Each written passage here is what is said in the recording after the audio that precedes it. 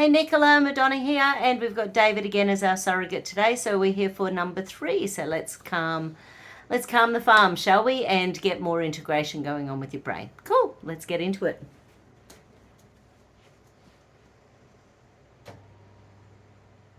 Okay. So the first session we did a lot of left-right brain integrate. It'll be interesting to see where we get to today. And then last week we did more about being a practitioner who trusts herself. So being able to get a client on the table and just go with it. So can you link me into it, if it's possible? Well, let's firstly just ask. I'm 100% Nicola. I'm 100% Nicola. Okay. Is there any problems with the conscious, subconscious, unconscious? Okay, so is there a PVSS? Okay, so we might need to do something in the periventricular survival system today. Cool. So there's something about the unconscious brain that's stressed about being a practitioner? Yeah, okay, cool. Is it possible to bring any healing in for David simultaneously if it works? Only if it works for Nicola's energy. Yes, it is possible. Okay. So but it's 100% for Nicola's energy. Yes. Happy days. Happy days.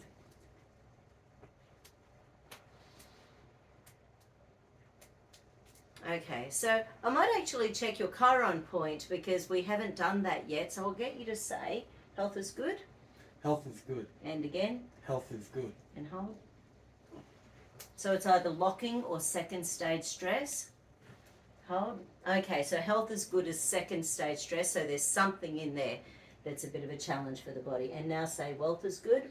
Wealth is good. And again. Wealth is good. And hold. So once again, it's either overworking or balance. Right, so health is good and wealth is good are both in second stage stress at the moment. So what I'm going to do is ask your body to link any and all issues associated with your Chiron point into double anterior deltoid. So for me, hold, yeah. For me, it only unlocks if there's an issue with the Chiron point. What's the Chiron point? So Chiron is the wounded healer in astrology. This is Alexander's work.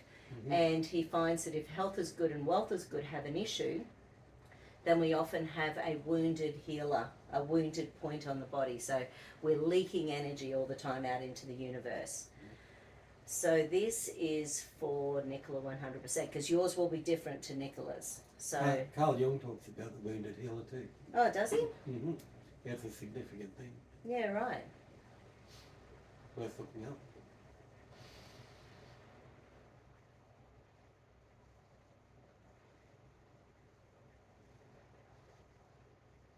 Okay. It's interesting, Nicola. It's sort of on the spine behind the belly button. So it's on the spine behind the belly button seems to be the point of your Chiron point, your wounded healer. So I'll stack that in and hold. Yeah.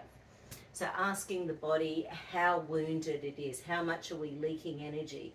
So 0 to 10%, 10 to 20, 20 to 30, 30 to 40, 40 to 50, 50 to 60, 60 to 70, 60 to 70.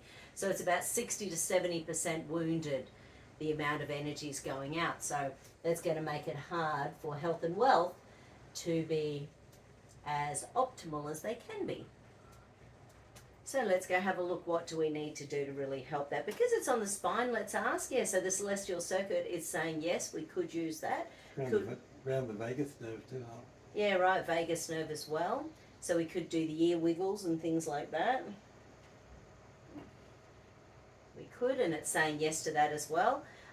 Could we do something with one of the chakras? Not really a chakra thing, that's fine. A 14 muscle balance? No. Is there a flower essence? Yeah, so we could. So your body's actually saying that there's a few things we could use. So let's ask priority then. So priority for the vagus nerve work, priority for the celestial circuit, priority for flower essence. So flower essence is the biggest thing at the moment. So let's ask whether it's bark, bush or bush. So it's box 1 of the bush flower essences. It's row 3, number 3. So that is flannel flower. So flannel flower is an Australian bush flower essence. The affirmation at the beginning of this, or the quote at the beginning, is the fastest way to freedom is to feel your feelings. The fastest way to freedom is to feel your feelings, as you have been doing. Okay, so the two affirmations are both showing up as being useful to say. I now enjoy expressing and sharing my feelings. I now enjoy expressing and sharing my feelings. And hold, not yet. She's been a little bit angry lately. Okay. Sometimes you don't want to express everything. Let's ask if there's psychological reversal in. Yeah, there is. Okay, so want, need, think, safe, believe, deserve, trust. Trust. So in relation to sharing your feelings, trust isn't great. So I trust it's safe to let go of this problem. Hold. I trust it's better to keep this problem. Yeah, right. And maybe this is part of being a practitioner as well, knowing what to hold in, what to express. Maybe, potentially, could be part of the issue. Now the second one that's showing up, I am open to physical gentleness and sensitivity now. I'm open to physical gentleness and sensitivity now. And hold. Okay, so let's ask, is there psychological reversal? Yes, there is. Want, need, think, safe, believe, deserve, trust. So this time it's a safety issue. It is safe to let go of this problem. Hold. It is safer to keep this problem. Hold. So obviously, well, not obviously, but that feels like it's all about boundaries, what to say, when to say it, not allowing people in your close space, because that's all about self-protection. So the positives with this flower essence are gentleness and sensitivity in touching, openness, expression of feelings, trust, and joy in physical activity.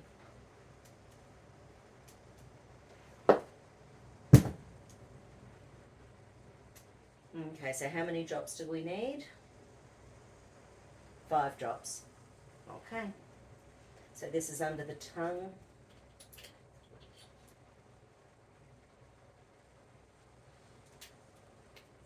And just out of curiosity, because I'm sure you're curious, we're going to get that Chiron point again. So it's directly behind the belly button.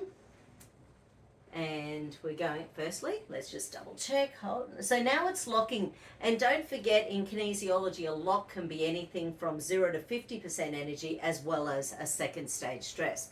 So let's go ask, is it still leaking? Yes, it is. So 0 to 10 to 20 to 30 to 40. So we're down to 30 to 40% leaking, whereas it was 60 to 70%, I think. I really should write these things down, but I never will, so I don't know why I say that out loud. Okay, so now let's go find out what's the next thing the body needs in relation to heal that Chiron point. Do we need more work on the psychological reversals at this point? We can keep going with those. So they're still stacked in. So what's the next little thing we want to do? So nothing with the chakras. Do we want to do the celestial circuit? Is that the priority? So now the celestial circuit is the priority. So beginning and end points of the central and governing meridians, or close to. Tongue behind the teeth, tongue on the roof of the mouth, tongue as far back on the roof as you can go. And hold up. Yeah, no. Okay. So it's either first or third stage stress. And, okay, so is it the...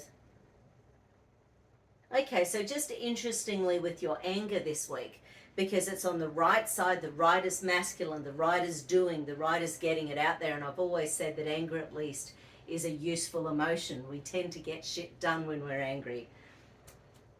So we're going to use that best technique. So I don't know whether you saw the handout we chucked in the group, with the best technique, so that you can follow these along. So what you do, you're checking in the inguinal ligament on either side, and the one that unlocks is the side that we need to use the best technique on.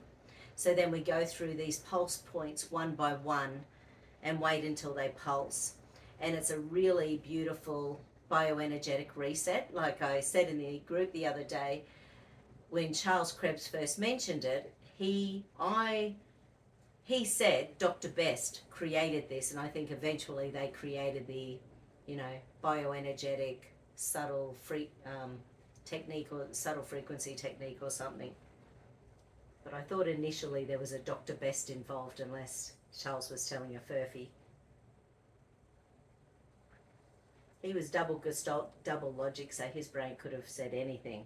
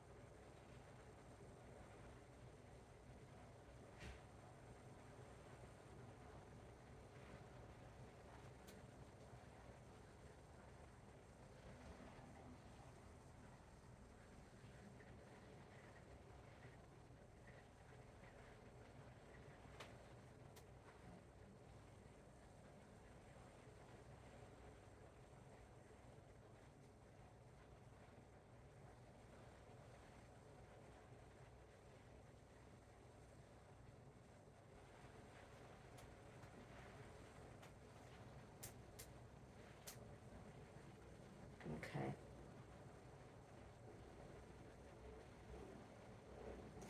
Okay, so let's go back and have a look at the celestial circuit again.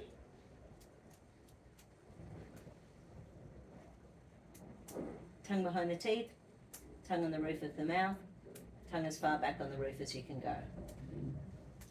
And hold, so it's either balanced or second stage stress. And hold. Okay, so we're back to balance. So we went from third stage to balance. Beautiful. Are we ready to recheck the psychological reversals? Not yet. Okay, so more, right? So we're still working away. So let's go back and recheck our little Chiron point, which will lock because it's, it was 0 to 50% before. So it's not, to unlock it has to be 60 to 100% dysfunctional. So let's go have a look. So, and then I sort of go backwards once I'm getting closer to 0. So 40 to 50, 30 to 40, 20 to 30, 20 to 30, 10 to 20, 0 to 10. So 10, 9, 8, 7, 6. Okay, so we're down to about 6% leaking. So almost there, almost there.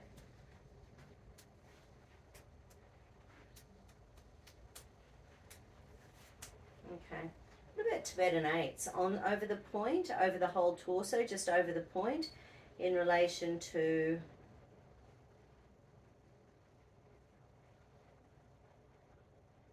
Really, it's on the back of the body, but it wants it about 3 feet above the body on the front. Interesting. So just do some little figure 8s over the belly button, which is therefore over the spot that's on the spine. What's this doing? This is just helping to heal a layer of the aura where things are leaking. So in Reiki, a good Reiki master can feel, I can't, this isn't me, I muscle test everything, but a good Reiki master can feel the energy and feel blockages and movement of energy and all sorts of things. Reiki isn't one of my super skills. This is just cleaning up the last little bit. So there's a little fracture in the aura up here. Is how years and years and years ago I bought a book, Hands of Light by Barbara Brennan, which sort of shows all sorts of really cool stuff in it about what the aura can do, how it can fracture.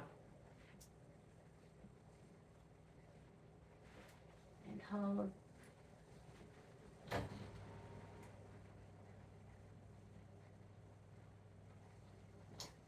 Okay. Any and all issues associated with the leaking Chiron point link into double anterior deltoid. And hold. Beautiful. But just double checking. To 100 to 90 to 80 to 70 to 60 to 50 to 40 to 30 to 10. 30 to 20 to 10 to 0. Right, so we're down to 0. Can we now recheck those psychological reversals? So I trust I can let go of this problem. Hold. it is safe to let go of this problem. Oh. Beautiful. Okay. So say health is good. Health is good. And again. Health is good. And hold. Hold. Yeah, so that's back to balanced. So before it was double locking, so it was in second stage stress. Now when we're tweaking it, it's doing what it's supposed to be doing. So that's balanced. And now wealth is good. Wealth is good. And again. Wealth is good. And hold. Push to mush, see if it works. Hold, and it is. So lengthen to strengthen. So health is good, wealth is good, and your Chiron point are nice and balanced now. So that's one less thing that might be leaking your brain energy, Nicola. So that's cool. Okay. How does it leak energy? It's, well, sort of like having a hole in the aura. Mm. So if you're around someone really strong and damaging, your aura can shrink, your aura can split, your aura can do all sorts of things.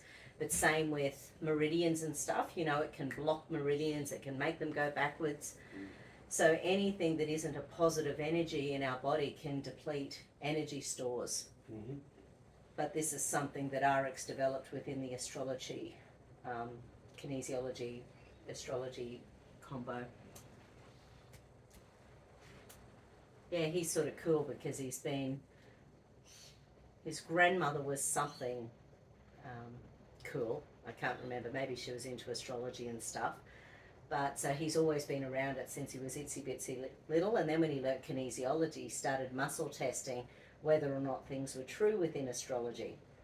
And so then he started developing his own belief systems about it because some of the stuff just wasn't accurate with muscle testing.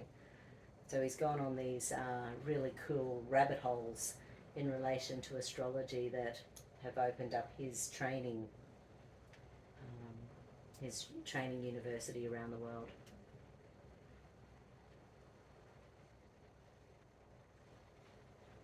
Actually, I think that's a bit in hiatus at the moment, but he's very cool.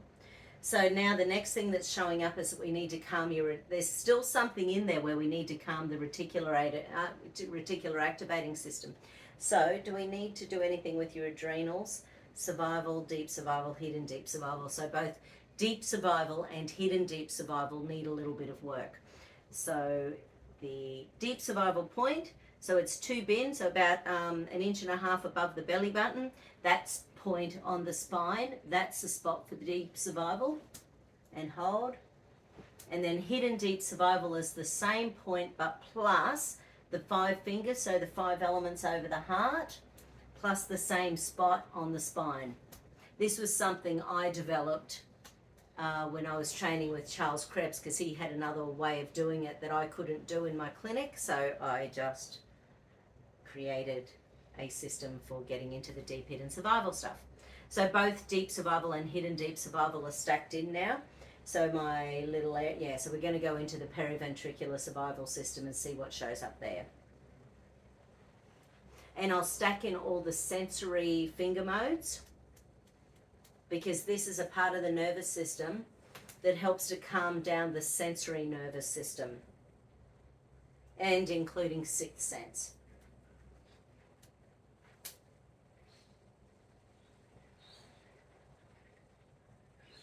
Okay, so the first, and this makes so much sense with the way your brain's been in relation to kinesiology, Nicola. The anterior singular gyrus wants you to be perfect under stress. So, and then when it doesn't, it wants to set up this big survival pattern, and we morally evaluate ourselves and we judge ourselves, and we end up just not moving forwards because our brain wants us to be perfect before we ever move forward. So, limbic, CV21, kidney 27s. And hold out for me.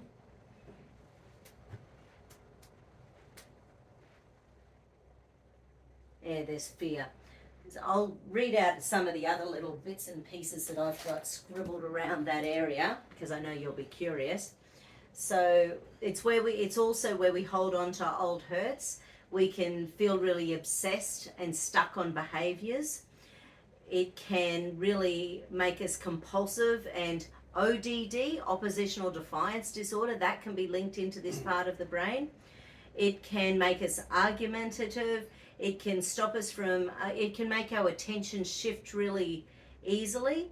It messes with our cognitive flexibility, very much about moral decision making. But it's also can make us both cooperate too much to our own detriment, thank you, but also make us uncooperative because we worry and we move from idea to idea, and our adaptive thinking can just move so quickly that we're not doing anything. We get compulsive about going from idea to idea. It's also, and this is the one that I really love, it is about our social expression of our survival. So how does the world see me, and how do I want to be seen? So it's a really busy part of the brain. So when I'm doing the anterior cingulate gyrus, that's the sort of stuff we're calming down. You've got fear, threat, danger going on in there. Gee, I wonder why. Makes no sense whatsoever. And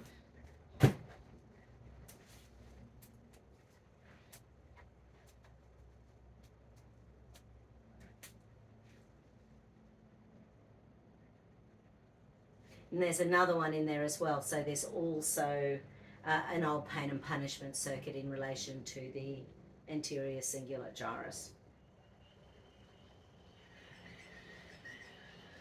Yeah, Ron, that's actually an externalized part. So that's on the masculine side, the yang side.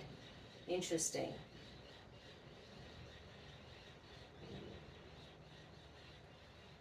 Okay, and then within the yang, the one that's showing up on the 5-element emotion is the triple heater meridian.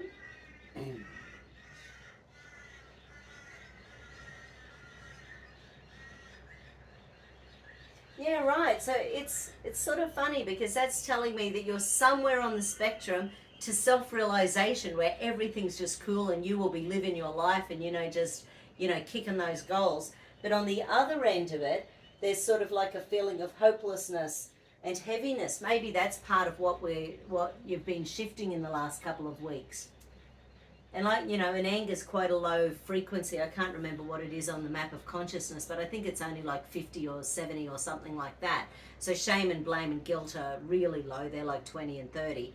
But anything that's under 100,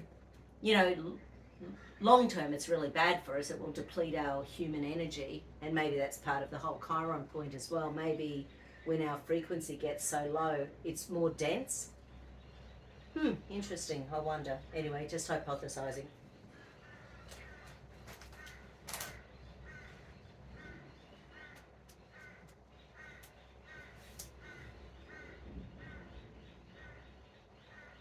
Yeah, okay.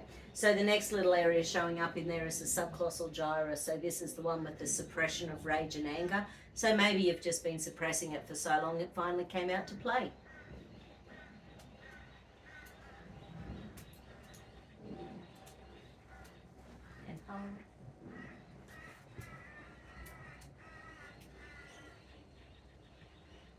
That's a pain punishment circuit as well. And again, these anterior cingulate gyrus, orbitofrontal cortex, and subcolossal gyrus, they're part of that brain where we can have up to 7 generations of old patterns stored in them. So what we are responding to can be something that has an old memory. Or childhood. Oh, definitely, or childhood, without a doubt. Nicola's dad died a couple of months, 6 weeks ago or something, so there's still a lot of hurt there as well. Grieving. Yeah.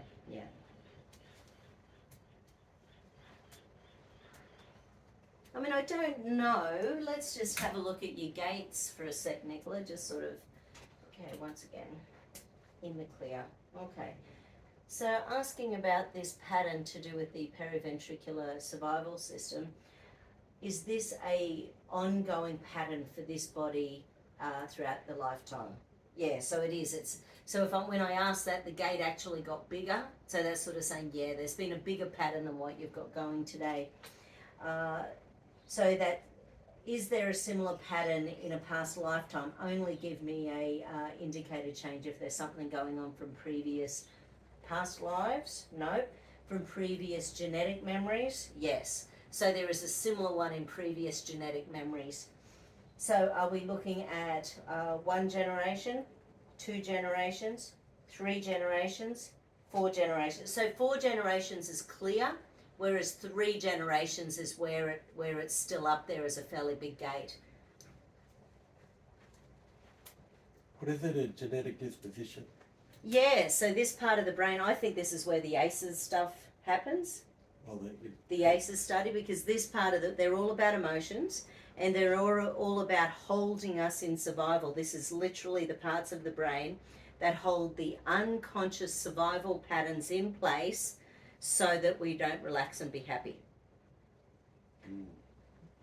So what they're trying to do is it also keep us safe so that we don't go and fight the tiger, so that we don't go outside our house and get hurt, so we don't fall in love and move on with our life because, hey, it didn't work last time. Risk averse. Yeah, but it's very much locked into the unconscious. So way down here in the unconscious brain. Can I make a comment? Mm. Because stuff that happens in childhood, it actually gets pushed down past the memory. Yeah. It's like a volcano when it comes out. If that's relevant, you know. Yeah. Depends on the childhood adverse experiences. Yeah. Have you ever done the ACEs test, Nicola? Could be something to have a look at just for fun. Oh yeah, just for fun. Adverse childhood experience test. Adverse childhood experience test.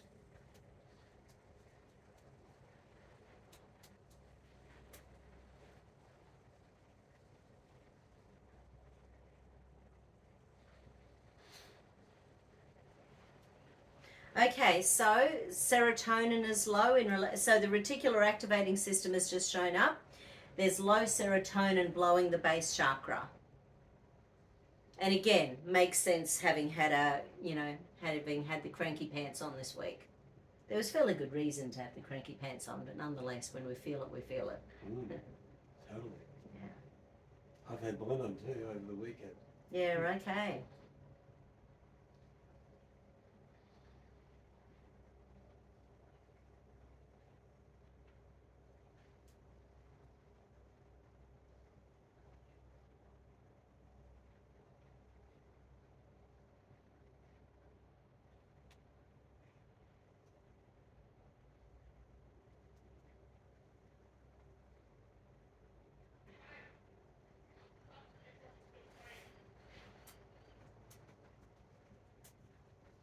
Okay, so I'll go back in and check the RAS again. So I always check the RAS until it shows up as clear, because it can have layers upon layers of hormonal shenanigans. But this one is telling me that to protect you, it lowers your serotonin, and it's linked in with your base chakra being blown. So when you're not feeling safe and secure, your brain deliberately switches down your serotonin, because if you accidentally, have fun and enjoy yourself, then the tiger might pounce.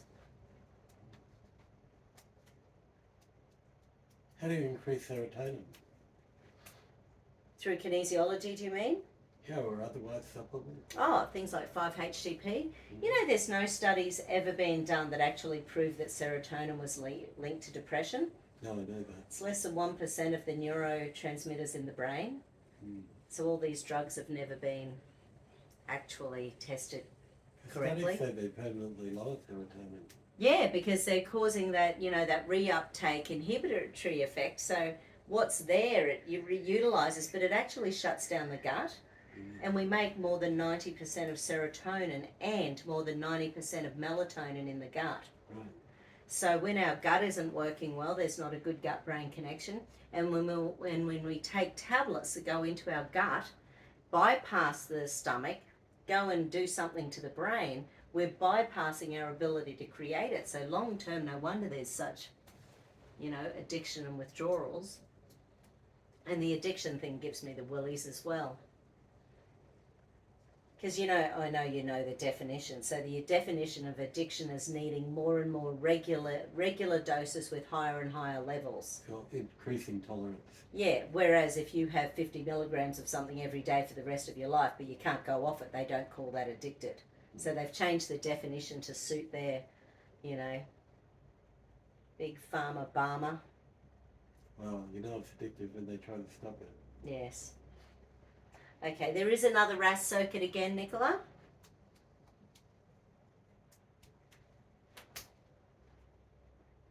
So this time it's acetylcholine. Okay, so it's acetylcholine, which is like, I sort of joke that noradrenaline's like a single shot of coffee, adrenaline's like a double shot of coffee, but then acetylcholine's like a triple shot of coffee. So it's like something that kickstarts, some action in the body.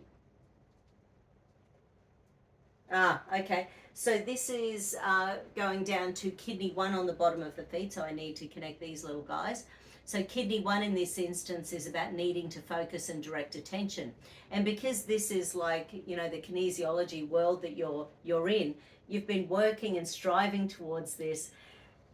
But we know that if we get the adrenaline going, that's going to mess with your short-term memory. That's going to upset your ability to remember. So we need to go, okay, it's okay to focus and direct your attention on something without having the triple shot of coffee effect in your body. So we need to calm the farm there.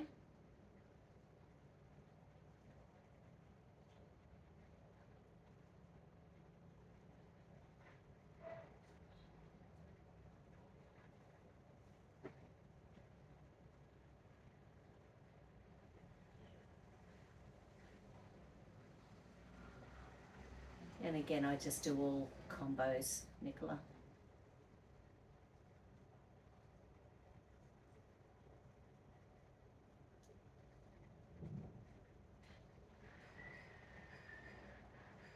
Some of them are pulsing instantly, others were taking a bit longer.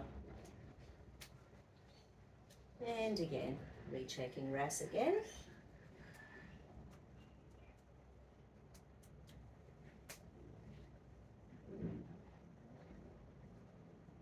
Man, your RAS is needing a whole bunch of work today. That's really funny. So noradrenaline is also showing up. Right, this time though, it's linking in with vigilance. So the noradrenaline, it's like the single shot of coffee. It's like knowing that the tigers live around you, but you don't know where they are. So therefore, you've got to keep your vigilance going. So the noradrenaline is creating a low-level vigilance constantly.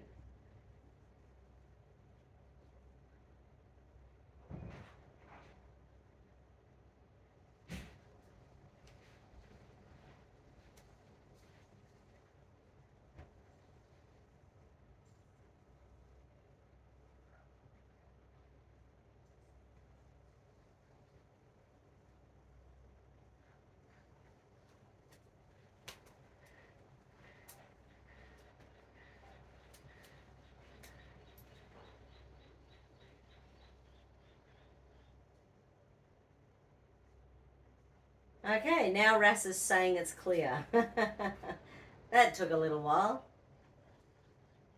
Okay, so do we need to go in and check logic? Do we need to go in and check gestalt?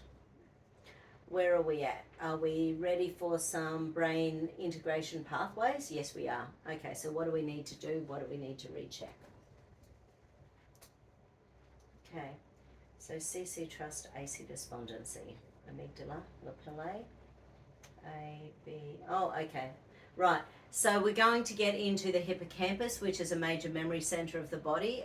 The first one's saying it's okay, the fear of failure, fear of success. Let's just go have a look. So firstly, left to right hemispheres of their hippocampus. Beautiful. Now let's ask in relation to fear of failure.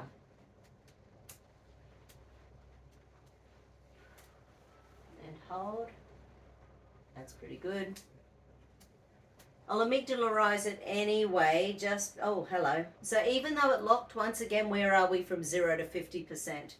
So it locked, but there's still a pain and punishment circuit in the amygdala in relation to the hippocampus commissure, the commissure connecting the two sides of the hippocampus. And the hippocampus, David, can shrink to about 9% of its size when we've got dementia. Hippocampus. Mm-hmm. Really, memory circuit. Mm. Oh, of course. Yeah. And I think that's why so many... Shrinks or becomes disabled? No, it can shrink. No. Yeah, so because you can imagine the hippocampus, because it's about memory, when we must go into survival when we've got dementia. And that's interesting, because with the ACE studies, they found different parts of the brain are smaller. Actually didn't even grow as much. we were watching 50 First Dates the other night for Valentine's Day, and Dan Aykroyd's the shrink, and she's in there and she's having a look at her brain, because of course she never has memory longer than one day. She wakes up and it's all refreshed the next day. Anyway, so he says, she makes some joke and he goes, "Oh, that's your laughter area. It's spectacular." And then she says something and he goes, "Magnificent amygdala, by the way." And I thought, because women's amygdalas actually get bigger premenstrually. Amygdala. Yeah, our amygdala, fight, flight, rage, anger, frustration, survival. It actually gets bigger premenstrually, which I just find an amusing female fact. A lot of evidence. So people who say there's evidence for that. well, the funny thing is, people say men and women are different. You go, yeah, whatever. Yeah, sure they are. Anyway, I know that's politically incorrect. Sorry. So, hippocampus. Oh, right, I get it. And hold. Okay. Okay, so that amygdala is now clear for the hippocampus. So now I'm going to check the hippocampus to do with fear of failure. And hold. So that's looking good. But because we're specifically, wanting to get you to feel the best you can be doing work on people, let's ask specifically. Let's ask specifically in relation to working on a client with grace, ease, and confidence. And hold out. Oh, hippocampus said no. Almost that. Yeah, it wasn't bad. There was a lot of energy, but there's some fear in there. Cool. If you know, you know. You can do something about it.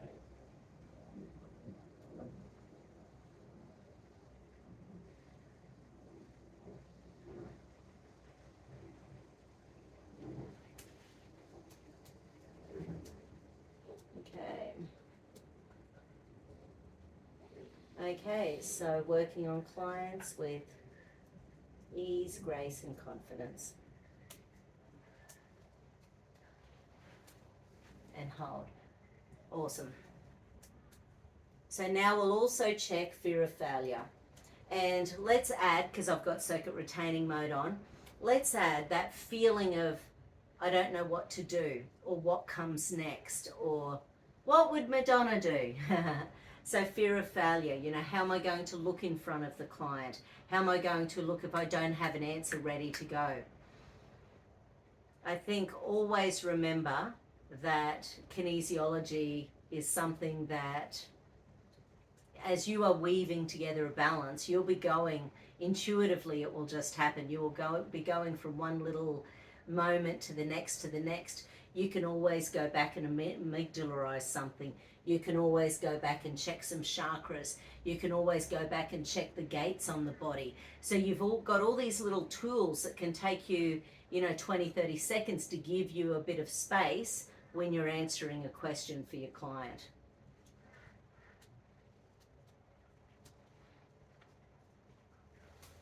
And hold out. Yeah, so that one unlocked in the hippocampus. No surprise, I threw a bit in there.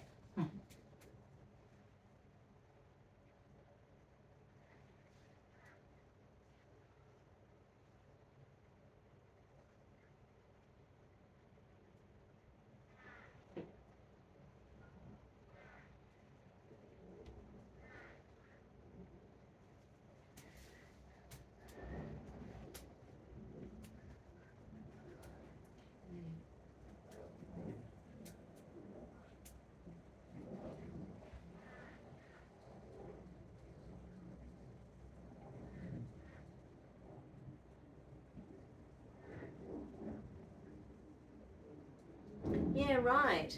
So the body is linking in with a memory. Your body's linking in with a memory that's not even real. So it's obviously something you've imagined or something you've dreamt or something you've thought about where you weren't able to help a person on the table, because it's saying that there's like a memory showing, but it's not a memory that is, it's not a real memory. So it's something your brain has created at some stage, which is part of the boundary between where you are and where you want to be. But and it's sort of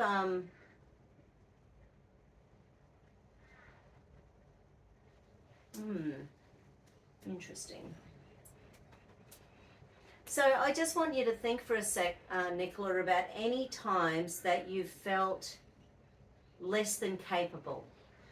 Any times that you've thought you weren't capable to be that person helping the person on the table. I know you know where you are now, but I want you to think about where you've been in the past and what's been that division, what's divided that. Has there been a person who's been negatively impacting on your self-belief? Has there been some childhood experiences that have made you feel like you are less than? Have there been, like, we know there's something going back about 3 generations, whatever that is, and we'll check that later on. But anyway, so just have a think about it just for a sec.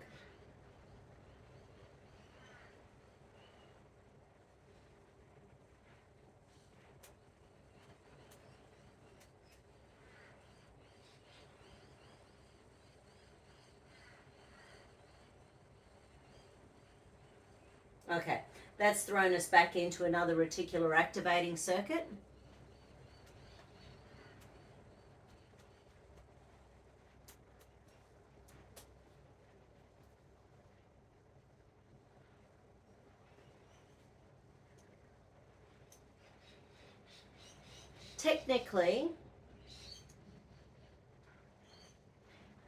Technically the hypothalamus is, well, it's not, it's a different part of the brain, but we need to just activate those little feel-good hormones. So your serotonin, your oxytocin, your dopamine, those beautiful little hormones that make you feel alive and make you feel well. You know, we're the designers of our life. What do we want to feel like in this moment?